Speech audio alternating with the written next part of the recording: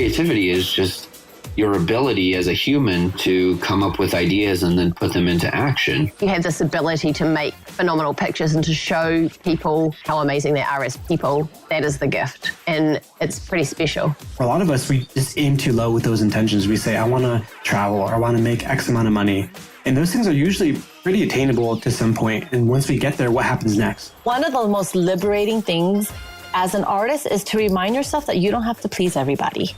Once you give yourself permission to not have to please everybody, then you can start creating without fear. With basically anything, there's the art of it, and then there's the business side of it, the logistics of it, the structure of it.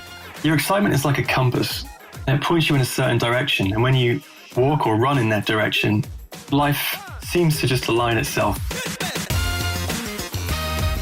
Hello, creatives. Welcome back to the Art Creative Podcast. This podcast is all about digging into the minds of creatives, understanding their stories, digging into their creativity, and learning a little bit more about what motivates and inspires them to create so that we can take action to create ourselves. We hope to inspire you to become better artists and entrepreneurs by learning from the very best in the arts and business. I am your host, Sachin Khona, and I thank you so much for joining us. Do you ever find yourself drying out, creatively speaking? It can be hard to feel inspired to shoot when you've been in the photography business for years and years.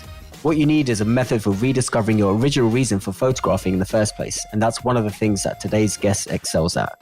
Hugh Whitaker is an extremely talented photographer who's been in the industry for over 15 years.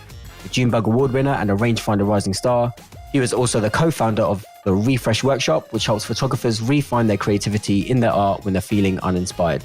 He spoke at ARC last year and will be a keynote speaker this year. Today, we're going to talk about how inspiration can be stimulated and manufactured rather than waiting for it to strike, as well as how is wedding photography, stock photography, and personal work all into play, and the difference between stock photography and other types of photography. Wherever you are, whatever you're doing, I really hope that you enjoy this conversation with Hugh Whitaker. Here we go. This episode is sponsored by The Experience. The Experience is a 3-day photography conference happening this October 2018 from the 23rd to the 25th in Vancouver, BC. 10 creatives will join us from all over the world, and this week we've just announced 10 more speakers, each presenting for 15 minutes as part of our Big Ideas mini presentations. Some of these topics include narrowing the field, a group exercise by our very own The Apartment Photography, which is made up of Jeff Chang and Kat Chang.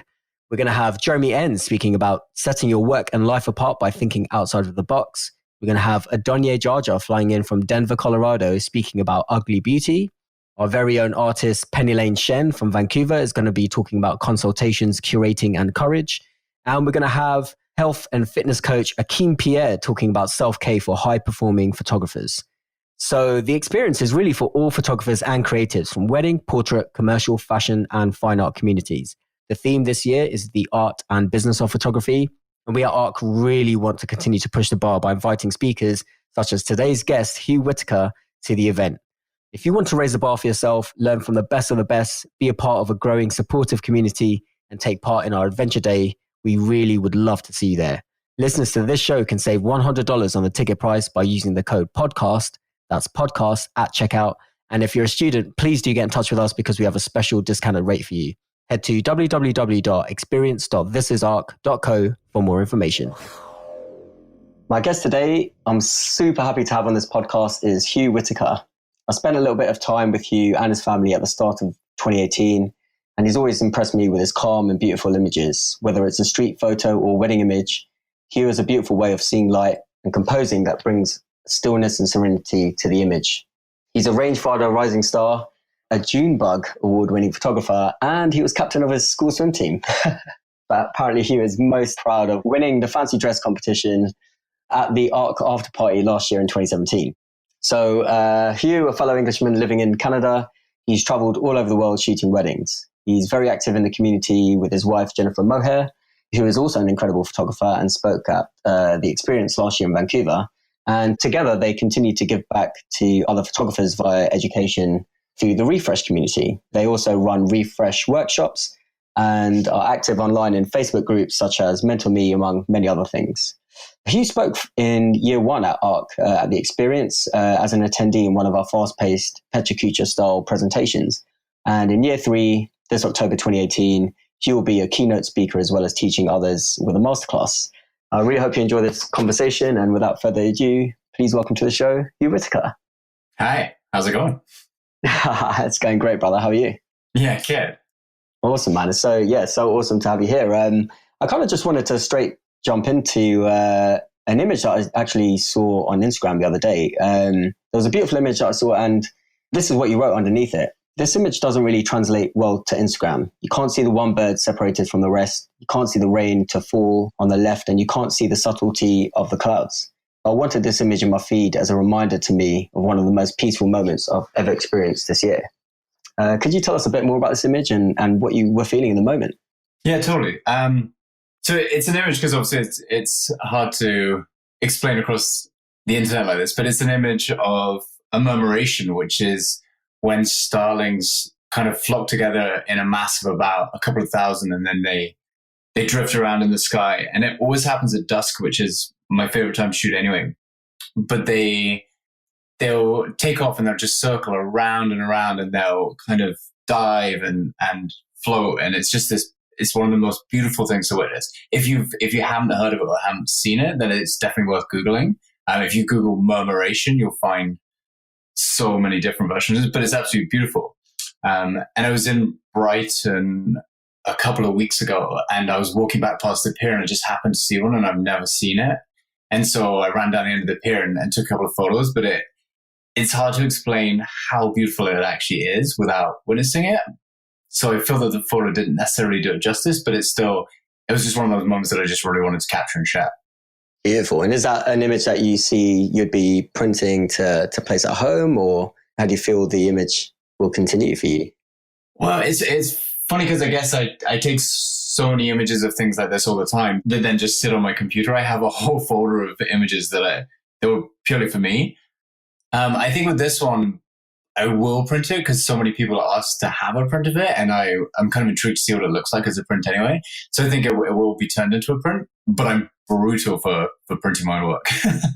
I think a lot of photographers can relate to that as well. You know, I personally print very rarely, maybe like once or twice a year my own work. I imagine a lot of other photographers are pretty similar, but giving prints to couples or to clients is very different. Well, yeah, that's the thing is I make such a huge effort to give prints to clients because I know how important they are. And with our family photos and even our wedding photos, we printed those, we made an album. But it's funny that sometimes that personal work, maybe so much of it being personal as you shoot it for yourself. But yeah, I just never print it. Do you print your street work at all? Yeah, I do. I print it, and what I do is I just try and gift it to others or to friends or just post it online and just say, hey, I have 10 of these and I just want anyone who enjoys it to kind of have it. But I don't really put up my own street work myself at home. Yeah, I know. I'm the same. I can never hang my own work. All the work that I have is other people's. It's so funny. Totally. Do you think before you became professional, you would have printed more of your work, or how did you kind of start off within photography, and what was your relationship with printing imagery? Well, when I started off, 22 years ago now, something crazy like that. So I started off in the darkroom, black and white prints. So, I mean, there was no other option. If you shot the photo, the only way you could see it was to print it, really. I converted my parents' bathroom into a darkroom. And so I would print everything. So everything that I shot that I wanted to see, I would print. And actually, funnily enough, I had a whole wall of photos that I had shot myself. And I have folders and folders of photos that I've shot myself. It's not until I started shooting more digital that I just don't print anymore, which is terrible. Do you think that will change in the future? Do you think do you have a printer, or do you invest? No, it's funny because a couple of years ago, I was going to buy a printer, but now anything that I print, any of my client work that I print through Decora. They just do all of that for me. I think sometimes because they do such an incredible job, and it is quite a time consuming thing to get a print perfect. So I just send everything that way. But no, I should send them a whole bunch of personal works. Like I have it. Sweet. So with regards to development, and when I spent time with you at the start of the year, I found that you were very much focused on each year kind of theming the year, or it sounded like you always work on one specific thing and that's kind of your focus. What was your focus last year and how have you been going into 2018? So yeah, it's interesting because I feel that you get to a certain stage with photography where the things that you're doing wrong become bigger as such. I feel when I started out, the things that I didn't understand were so much like taxes, running a business. There were so many little things that after a week you could kind of figure it out and solve it. And I feel that I'm kind of at the stage of my career now where the issues that I see in kind of myself and my work are much bigger, much more challenging problems to kind of solve.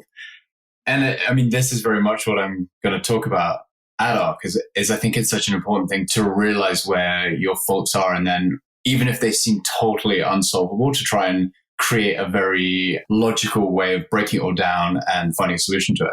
So the last couple of years, actually, because sometimes it kind of goes over more than just 1 year, but the last couple of years was very much working on being inspired. And actually, it's probably been about 3 years now that I've been working on this. But there was a period where I found that I think because I had been shooting for so long that I was starting to lose the inspiration part of photography, which to me is so important. And so I really kind of sat down and thought, how can I be inspired every single day? Like, what can I do to make myself inspired? So I broke it all down into so many different ways of doing it, which I feel that if we started talking about, we're probably here for a couple of hours. So I won't go into too much depth.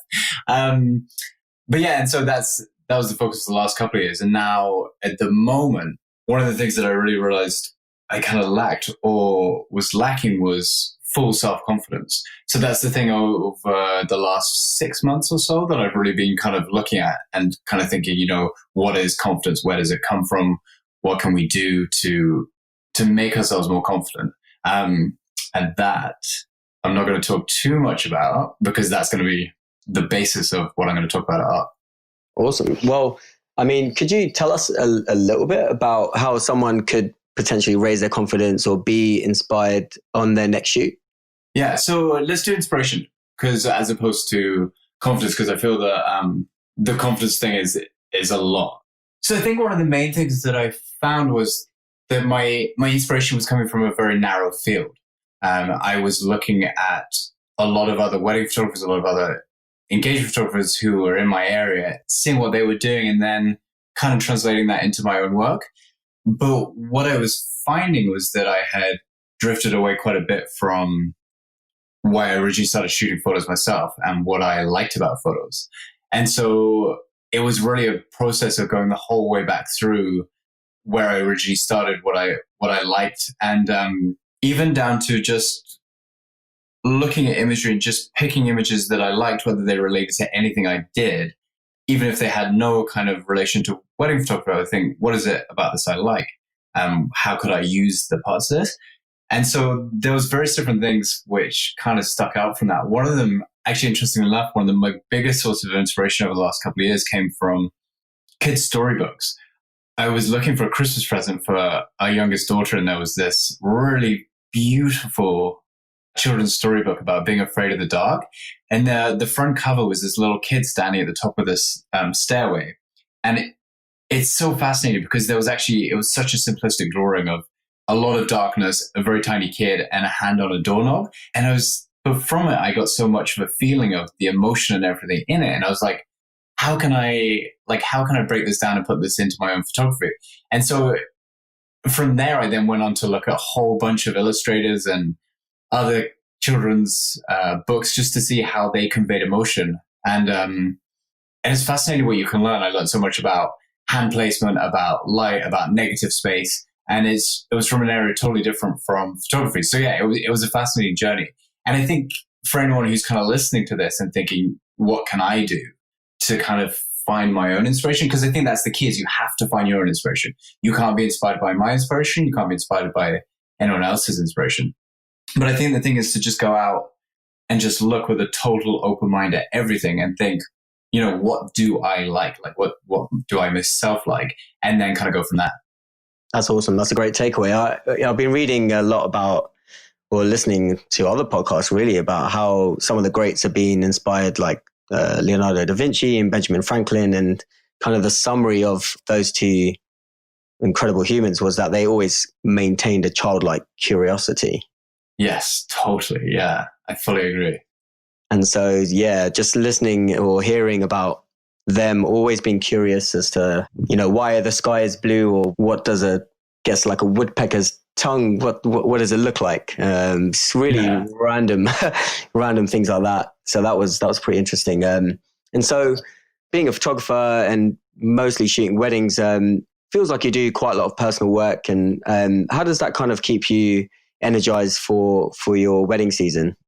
It's an interesting one. I feel that the personal work comes in waves for me. Sometimes I feel very, very inspired to shoot personal work, and sometimes I don't. But what I've noticed is that increasingly I'm shooting personal work at weddings.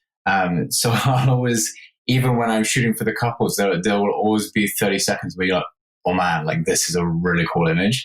Because that's the thing is, at weddings, you have interesting light, you have interesting people, you have interesting shapes. So you can always find an image that kind of satisfies your own cravings in amongst people's weddings. And the great thing about that is then as soon as you've kind of taken that image, then you're really excited to carry on shooting the wedding. So yeah, it's kind of a mixture. And then when wedding seasons kind of slow down a bit, then I find I have much more time and space to really think about, what am I shooting and why am I shooting it? For sure. There was a time, so at the start of the year when I spent some time with you and your family, there was this car that we drove past that you had your eye on for quite a while. Could you tell us a little bit more about that and sort of the light that you were looking for? Yeah, it's funny because I felt like that was sort of something that you kept coming back to and was inspiring you in terms of like, that was a personal project with this one subject, but maybe it could lead to more things. At least that's the story that I built up in my mind, but it's curious as to what. Totally. Yeah, it's funny. I don't know why. I think it's obviously growing up in the UK. I mean, you know this, we have totally different cars. And so when I first came to Canada to see all the North American cars, I was kind of, I fell in love with them. There's definitely that era of cars from the 60s onwards to 80s. I don't even know what era it is actually, where they're just these beautiful boats of cars. But yeah, so I have a bit of a fascination with them. And every time I see one, I'm like, oh, I really want to photograph that. But then often it's not in the right light or it's not kind of the right situation. But yeah, that car you're talking about, for everyone listening, it's basically on the road between my house and Toronto. So every time I'm shooting a wedding, every time I'm kind of heading into Toronto for anything, I see this car. And I've driven past it so many times, and it's never quite been in the right light that I want to shoot it in. But I know that one day I'll drive past it, it'll be absolutely perfect, and I'll just pull over and take a photo. Or alternatively, as often happens, they'll just tow it away. So I'll miss the opportunity. But it's just one of those things. So this means that if you're always driving past it, this means that you have a camera on you all the time. So yeah, I do actually. It's funny. That started from a couple of years ago when I was having problems being inspired, that I found that carrying a camera and shooting everything made me inspired. So it's very rare that I go out without a camera. I've normally got one. If I go anywhere, I normally have one in the glove box of my car, or I'll have a camera bag. But yeah, I would say that 95% of the time I have a camera on me if I leave the house. Okay, beautiful. And just to satisfy the gearheads out there, what do you shoot with what's your carry around camera, and what do you kind of shoot with when you're at weddings or doing personal work? Yeah, my carry around camera for the last couple of years has been Fuji, because it's so small and light. But I found that the last little bit, I'm actually just taking my SLR around with me again as well. There's something about the colors in Nikon cameras that I have yet to be able to replicate with my Fujis. So yeah, at the moment I have a D850, which, if anyone's thinking of buying it, is the greatest camera ever made, in my opinion. So I know that happens every time a new camera comes out. Everyone's like, it's the best camera ever. But there's something about the colors. This one literally is. Yeah, it really, when you shoot it, when I shoot weddings, I shoot it medium raw, just purely because the file sizes are enormous, and shooting 4,500 photos at full raw is ridiculous for your computer. But when I'm shooting personal work, I always shoot full raw, and it is beautiful. It is such an incredible camera. So yeah, and I'm also shooting. The other thing that I found with the Fuji cameras, I love them, but the lenses are so new and so sharp and so perfect. Whereas I still have a set of the old Nikon D lenses, which I don't shoot weddings. I shoot weddings on the G lenses, but I have these D lenses which are are so beautiful for personal work. So it kind of, I think it's a lens driven thing and a color driven thing, really, to push me back to Nikon. Awesome. And so it sounds like you're diving deep within to work on some of these bigger concepts each year, and you're always pushing kind of yourself to be a better photographer and to see things differently, working on these projects. But at the same time, you also give back a lot to the community. You're an active educator, and as I mentioned in the introduction, with your wife Jennifer, with the Refresh community. What exactly is the Refresh, and what is it about community that inspires yourself and Jennifer? So Refresh actually has turned into a way bigger beast than I think either of us ever thought it would. Refresh Workshop actually originally, I think we did the first one probably 4 years ago now, maybe. And the idea was, the reason we did it was because both Jen and I were sat at home one winter, totally unmotivated, totally uninspired to shoot weddings. And so together we kind of came up with a solution of how we could, refresh our brands, our work, our opinions, like everything. And the next year we kind of went back into wedding season with all these kind of thoughts. And it was so successful that we decided that we would build a kind of a workshop around it to give back, to help others. Because it's the thing that both of us heard so often in the industry. And I think it's also sometimes sad because you see very, very talented photographers who kind of hit these troughs and then don't really ever get themselves back out of it. And I've seen so many photographers over the years. A guy I used to work for, who's one of the most talented photographers I know, that has kind of dwindled a little in his work. And so I think it's very important to understand that creativity comes in waves, but also that you can manufacture the waves yourself. So that's what Refresh was about. It was about inspiring people to kind of get back into it and to create again. But since then, I think with the actual workshops we've probably taught, I think we've probably had over 100, 120 people do the workshop itself. And every time we post it, we get more people asking to do it that we could possibly manage. So it was actually becoming like quite overwhelming. And so last year, Jen decided that she wanted to record it and do it as an online format, which was incredible. So we sat down for a week and redid the content as such to make it an online workshop. So now it's an online workshop, and it's all about basically refreshing your brand, refreshing everything. So it's been incredible. And the feedback that we've had from it has been amazing as well. We've watched so many photographers around us kind of really gain momentum after doing it. So it's funny because by inspiring other people that way, we found that so much inspiration came back to us as well. By seeing people motivated and really pushing, then it makes you kind of do the same thing. So it's an interesting thing. I feel that teaching, although it's giving, you also get so much back that really inspires yourself. For sure. That's awesome. And so by contributing to community, you're growing yourselves and each other, and your photography improves, and then you have even more to give back, and you have the energy to give back as well, because you're continuously learning and being inspired by the people that you surround yourself with. Totally, yeah. And the other thing is, if you teach people everything you know, then they get better than you, and so then the only thing you can do is improve yourself. So there's nothing quite like providing competition for yourself to kind of up your own game. So it's cool. It's a great thing. Awesome. And so, but what is kind of the motivating?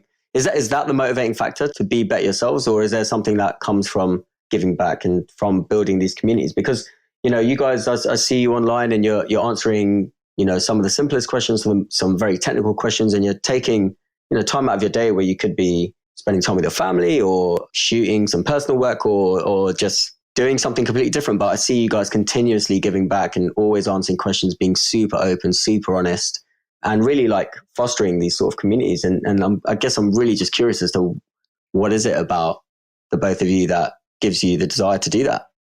Yeah, I think it's interesting. I think we come from different places really for the reason for doing it. Jen's reason for doing it was when she started out, no one would give her any help on anything.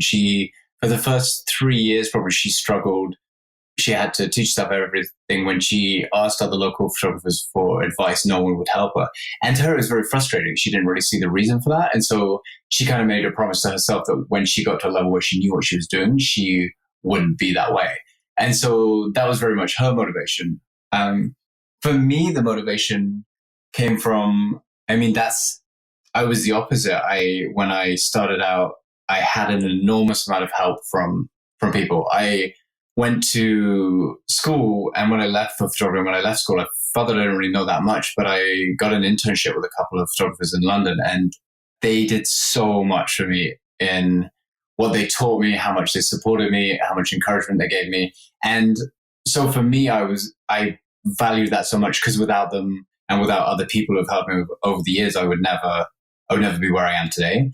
Everything about kind of my career has been helped by the photographers. I mean, even on a daily basis today, people still help me with things. I mean, and so for me, it's just, I feel that I owe that to other photographers because people have given that to me, if that makes sense. Yeah, totally. It's just a reciprocal thing. Paying it forward. Yeah, totally. Yeah. That's awesome. I really, really respect that. And going on to, I guess, still on this education thread, you know, you've been a huge supporter of ARC, and since it started in 2016, we interviewed you, and now you're one of our guests on this podcast.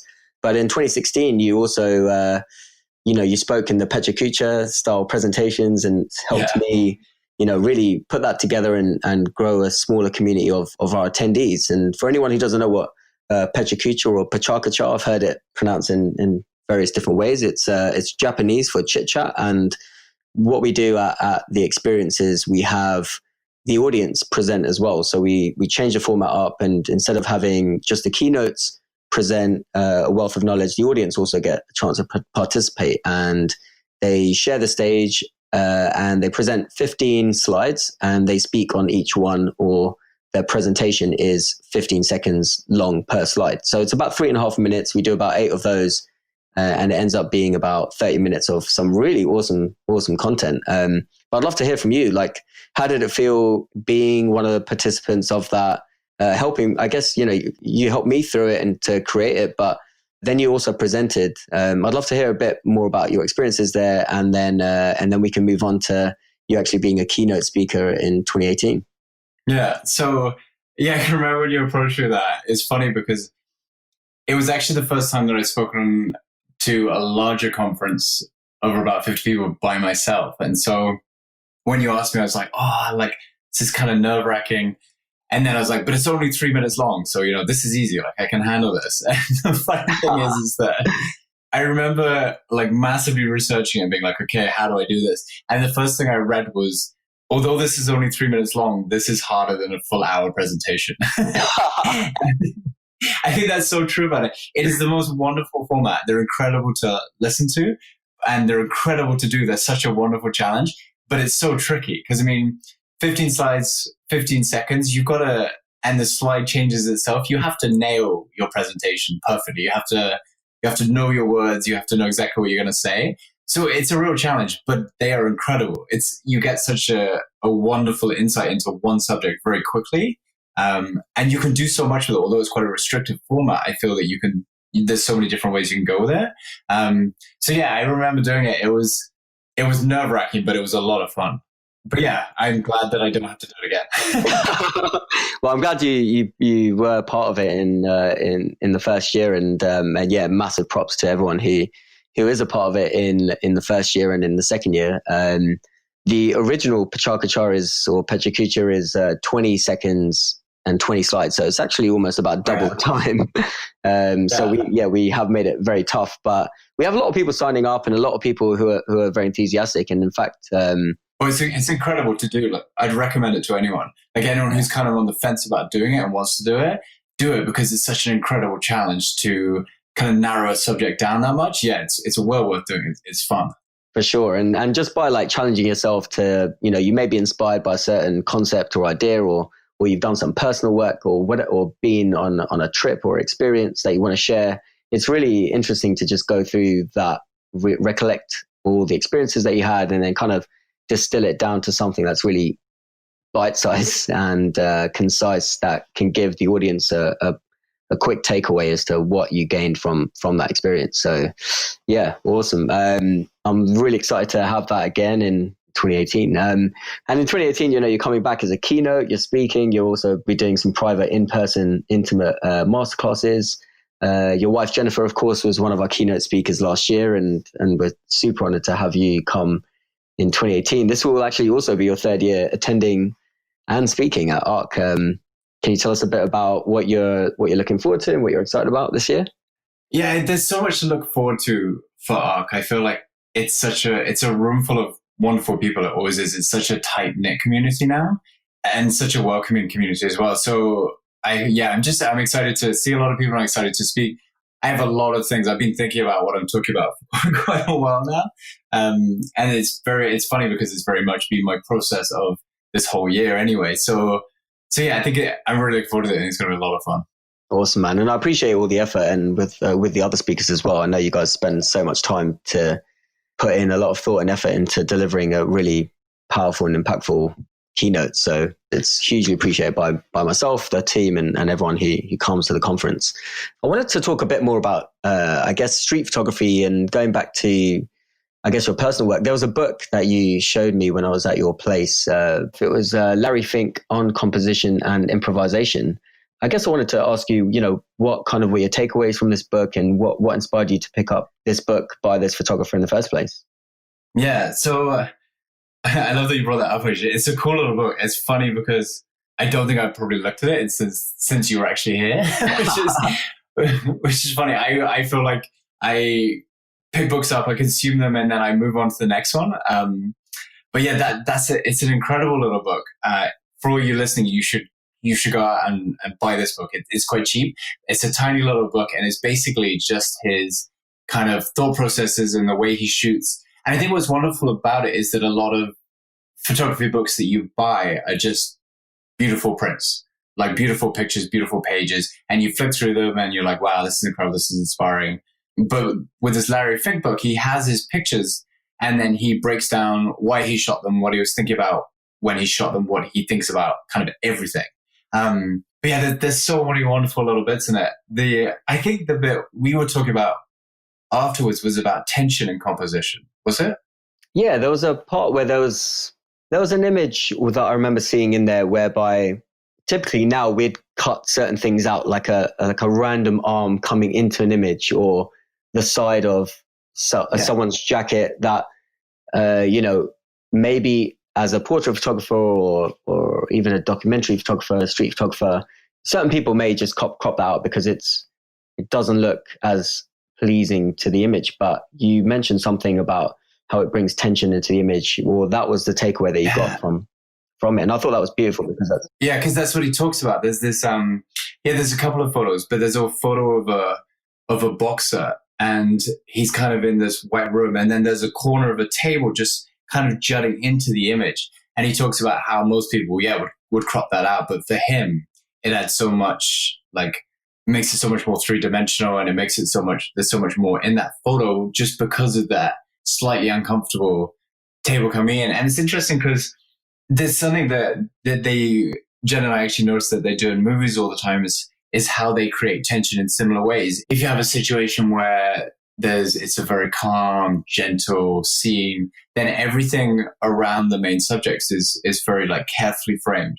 So you'll have maybe someone standing in a doorway talking, but the doorway kind of leads you to this very gentle kind of serene space. Whereas if the person was to be standing just off the doorway, so the line of the doorway comes out through the top of the head, as a viewer, it's immediately uncomfortable. It creates kind of tension in your body. And so for more argumentative scenes, then there will always be angled lines from some bit of architecture in the background coming into people's heads. And it's a fascinating thing when you start to see that and start to realize how you can create tension in a photo, or how you can, which is probably more important for our job as wedding photographers, is how you can eradicate tension.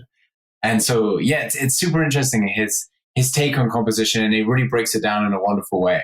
But yeah, I 100% recommend that book. It's funny because I just picked up a book the other day, which is so different, but it's kind of along the lines of where I'm kind of working at the moment. But it's called I can't remember the name of it, but it's about a man who's 94 and a half years old.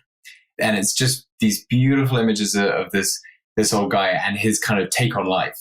And it's so interesting because I feel that, it's so important to not only photograph and to create images, but also to understand more of what's behind that image and kind of the stories of people and the stories that you are telling and things like that. So yeah, I'm really drawn into, at the moment, photo books that have words as well to kind of go along with that. For sure. And so are there any other sort of photographers, or are there any photography books that you recommend to anyone listening that have really inspired you over the last little while? Oh man, there's so many. I feel like I go through these stages where I just consume them. I think I was back in London actually last week, and we went to a photography bookshop, and there was probably, I don't know, 30 books in there that I wanted to buy. So it's always so hard. But yeah, for me now, I am most drawn to books by photographers where they explain their process a little more, where they talk more about kind of what they're doing. And Aperture has done so many books like that with much more kind of delving into the reason for photographing, which I think is important. Yeah, definitely. So you mentioned movies there as well, about how tension will be built up through various scenes. I have a picture in my head where you and Jennifer would be watching movies, and every 5 minutes potentially pausing it, dissecting the frame, talking about composition. Is that the case, or would you guys watch movies and then rewatch it and analyze it? Or because I know Jennifer's a huge movie fan, and I know you are too. And I guess what is the process around that, and how do you consume a movie? I think it's so funny actually, because we actually rarely get past the trailers a lot of the time. I mean, Jen spoke about this last year arc, how she views a trailer to a movie in the same way as a blog post to a wedding. And it's something that we've talked about a lot. But yeah, so some evenings we will sit down and we'll watch 50 trailers probably. And so they're much easier to analyze over 3 minutes than when you get more involved in a movie. But yeah, a lot of the times I think we watch movies separately and then discuss them afterwards, as opposed to, because a lot of the time with the kids, we'll watch hilarious kid movies and not really analyze them. But then if it's something a bit more serious, we watch them ourselves. Because if one wants to pause it to go back over it, then it's frustrating for the other one if they didn't want to pause it. Yeah, exactly. So we break down trailers a lot more than we break down movies. Okay, awesome. That makes sense. So are you just going to like apple.com and just kind of viewing the trailers there, or what would be the best way to get through 50 trailers in an evening? How would you do that? Yeah, I mean, it normally just goes from one trailer to the next. So yeah, either through Apple or YouTube, and then just clicking on the next trailer, or even going through IMDb. You know, actually on Netflix, it's great because you can click on directors and then go to the other movies that they've done. So when you find something you like, then going to the next, to something else by the same director, and just going from there. There's so many movies out there. And also the interesting thing is when you break down movies from kind of 50, 60 years ago as well, some of the compositional techniques they were using then are so different from today. So yeah, it's cool. There's a lot to look at out there. Beautiful. Can you, off the top of your head, mention a couple of your favorite movies that you've enjoyed over the last few years, or maybe even older movies? Definitely. Actually, there's my two favorite movies are both directed by Tom Ford. One is called A Single Man, and the other is called Nocturnal Animals. Have you seen either of those? I actually haven't. I've never even heard of them. Okay, so Tom, you know who Tom Ford is? Obviously, the fashion guy. He designs for Gucci, I think, does he? Yeah, totally. When you said Tom Ford, I immediately thought of the fashion label and the perfume and the aftershaves and the brand, basically. But I didn't realize he directed movies as well. Yeah, well, that's the fascinating thing. So I think it must be nearly 10 years ago, he did A Single Man. And it is the most, I mean, you know how much of a perfectionist he is when he's with his clothing and things like that. And it's the exact same with the movie. You know that every single second of that movie was so thought out, so beautifully composed, so beautifully lit. And it is a visual masterpiece. It then has an incredible soundtrack as well by one of my favorite composers. So that obviously helps. And then, so I think it was quite a while before he then did his second one, Nocturnal Animals. And I think purely because he just doesn't have the time to do it. It's a personal project for him. That's all it is. And Nocturnal Animals as well. Some of those shots are unreal. Like, it's hard to explain without seeing it, but yeah, if there's two movies that you need to go and watch for visual compositions, it's those two. And actually, A Single Man was the first time that I kind of really been aware of how much color affects mood of the viewer, if that makes sense. So he very much, for the sad scenes, he uses these blues, and for the happy scenes, he uses these very saturated oranges. And there's moments where you can see it's actually Colin Firth is the protagonist in it. And there's moments where you can see his mood changing and the whole color just kind of warms up with the whole movie. But yeah, it's incredible. It's a visual masterpiece for sure. Beautiful. Thanks for sharing that. I'll definitely check those out, and we'll leave links to those movies in the show notes as well. So I guess going into 2018, and you're finishing off your last season. What do you kind of have planned between now and your wedding season? Has your wedding season started, or do you have some time off before that starts? And how are you kind of approaching this season? Yeah, so actually my season has already been quite busy. I think I've shot 5 or 6 weddings, I think, already. And then we're moving house next week. So at the moment we are living in between 2 houses with everything kind of packed in boxes, which is kind of entertaining. So yeah, the big push at the moment is we'll move house, and then my wedding season pretty much starts properly again as soon as we move house. So I've got kind of a month and a half downtime right now, and then it goes into craziness, which is great. Although this year I definitely consciously took less than last year because there's a couple of other things that I kind of want to do. So there's some personal projects, I want to shoot some more stock and stuff like that. So it's kind of, taking a little less weddings to just see how this year goes, and then, go from there. Awesome. That's a good segue into stock photography, because I know you're very passionate about stock photography, and you've been doing it for a while. Correct me if I'm wrong. Did your career start in that field? And if you could share a bit more about, I guess, where that passion comes from. Yeah, totally. So when I originally started shooting professionally, I shot for an advertising studio in the UK. And at that time, one of the guys I was shooting for started a library with a bunch of other photographers. The aim was to kind of get the control of the imagery back to the photographers as opposed to the big stock libraries. So they started that library. They were looking for photographers, so I started shooting for them at that point. And I think from that point on, it's the original company no longer exists. It's been sold, bought, pulled apart, and turned into various different things, probably 3 or 4 times. But I'm still shooting stock throughout that. And yeah, it was one of the first things that I really enjoyed doing in photography. And it's something that I've kept doing since. I think I've been shooting stock on and off now for 14 years, basically. I've been submitting stock agencies. So yeah, it's massive. It is a massive passion of mine. It's a lot of fun doing it. But I've always kept it very separate from my wedding work. Obviously, you don't need to promote stock photography in any way because you just give it to the library and they do all the promotion. And so it's just been something that I've enjoyed shooting and have just kind of left it at that, never really showed anywhere. But yeah, it's a huge passion of mine, which is why one of the mini workshops, I'm going to do the 2 workshops for ARC. And one of them is going to be about stock photography because I have a lot of people asking me about it. And so it's an area where I haven't as of yet passed on that much knowledge. So yeah, that's kind of my plan for that. Beautiful. And so how could someone, prior to ARC, prior to the masterclass that you'll do on stock photography, how could they kind of get their feet wet a little bit and dive into that so that they're a bit more prepared for when October rolls around?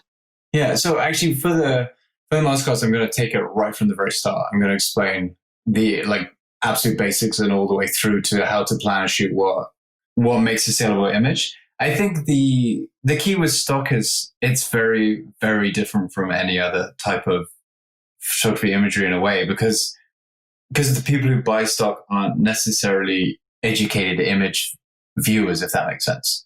A lot of times someone who buys stock it's just a secretary who's been told to find a picture of a happy couple. And so she'll just go online and she'll find a picture of a happy couple and whatever appeals to her, she'll buy. So it's a fascinating way of shooting because you have to get into the psychology of what someone's interested in as opposed to the need to create beautiful imagery. Does that make sense?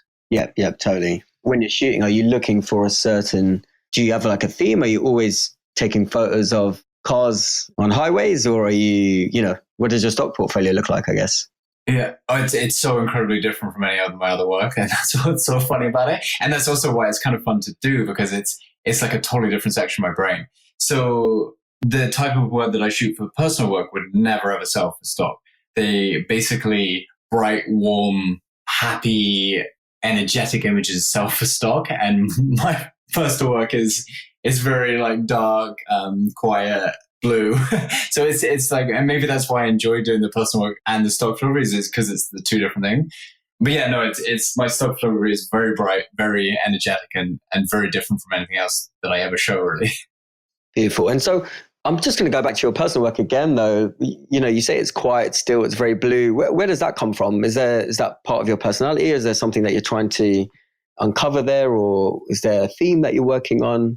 It's interesting, actually, because there was never really a conscious decision to shoot that way. And I think this is one of the things that is most important to discovering how you want to shoot is if you look back over a period of images that you shot that you like, if you can spot a theme, then that is what appeals to you. Because sometimes I feel the question gets asked so often. I mean, we hear it when we mentor people, we hear it in workshops is, how do I find my style?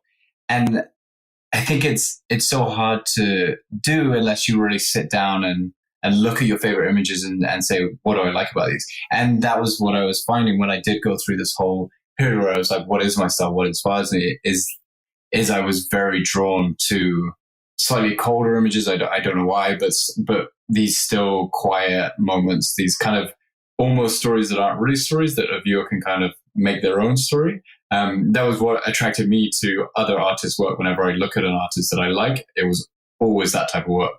And so, yeah, and now that I'm more conscious of that, then I do make an effort to shoot along those lines. And I think it's interesting, actually, because sometimes if we're looking at a lot of other photographers, we can easily shoot like another photographer we know or admire, even if it's not our style. So I think it's very important to kind of understand, I enjoy shooting that, but that's not really who I am, and to go from there. So yeah, it wasn't a conscious thing, and maybe it's more of a conscious thing now. But it just kind of happened. Very cool. So I guess I just want to bounce around a little bit, and I guess, are there any kind of interesting stories that you've experienced, or any embarrassing things that have happened to you maybe at a wedding, or something that you can kind of share? Maybe there's like a lesson that you've learned from, I think Jennifer was telling me about how you ripped your pants at a wedding once. I feel like it's so funny, actually, because a week ago I was hanging out with a guy that I worked for a couple of years.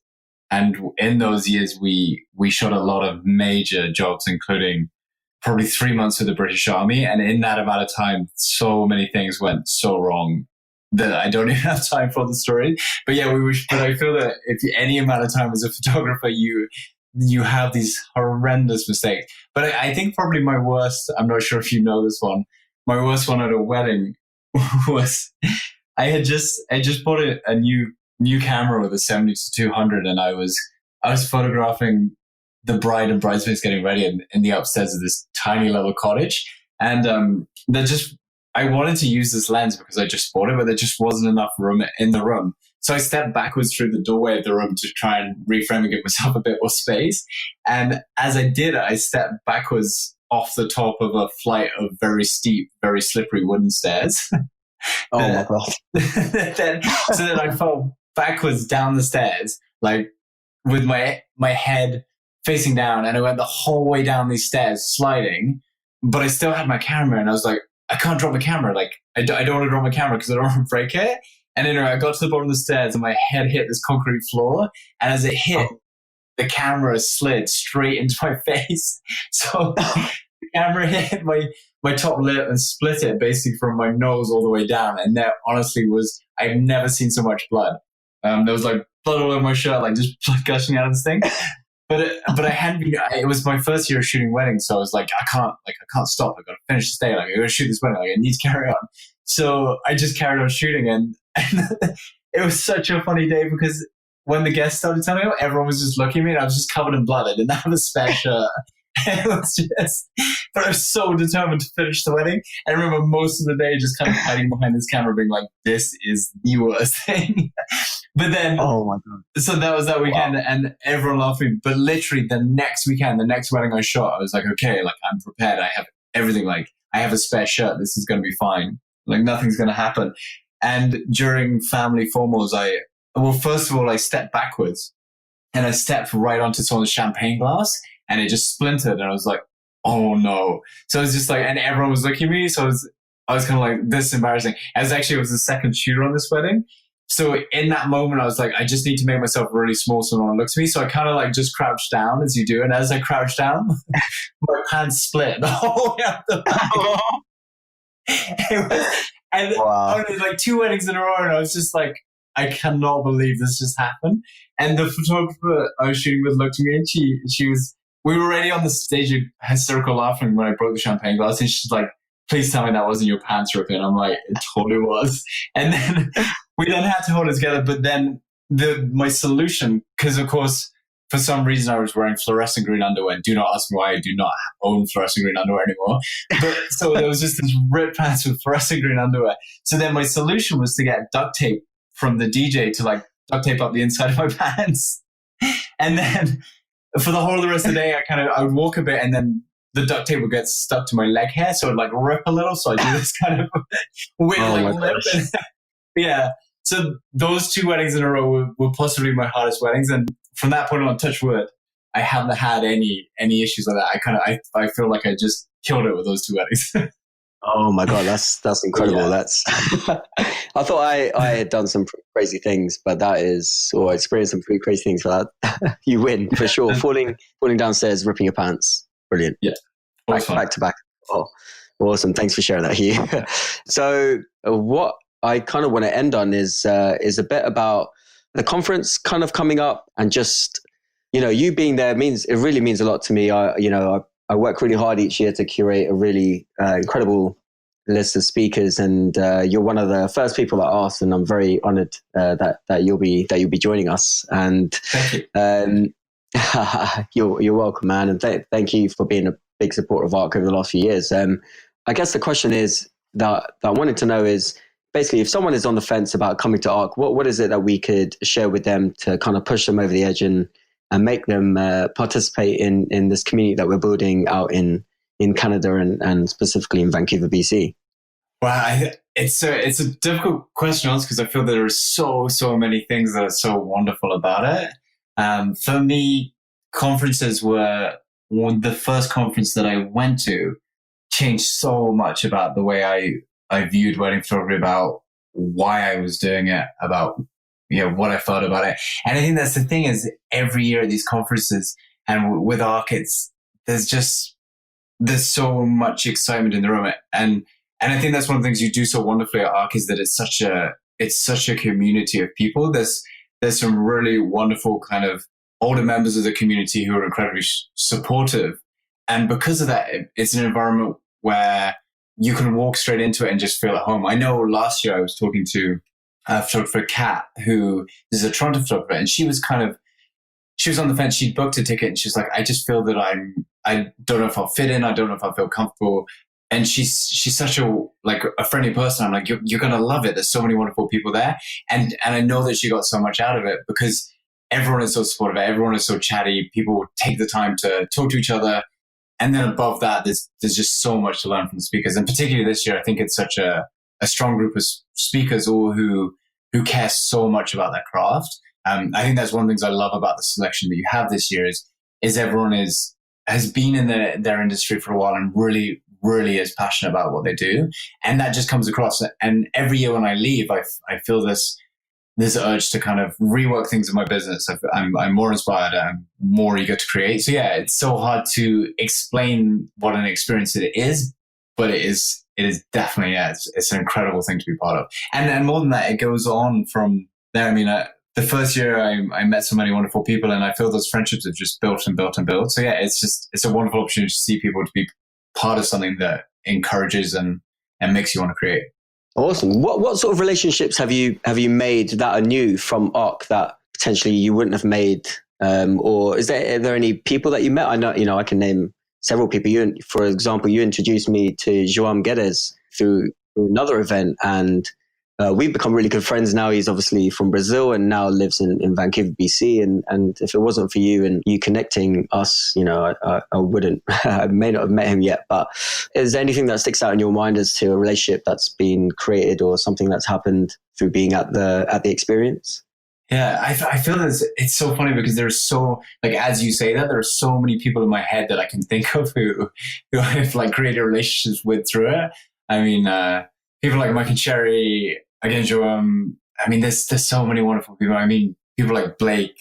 I mean, they're all the people who are always there who are so supportive and kind to each other. And I think, yeah, there's so many different relationships I created. And I think above all, if it wasn't for ARC, I would never have tried curling.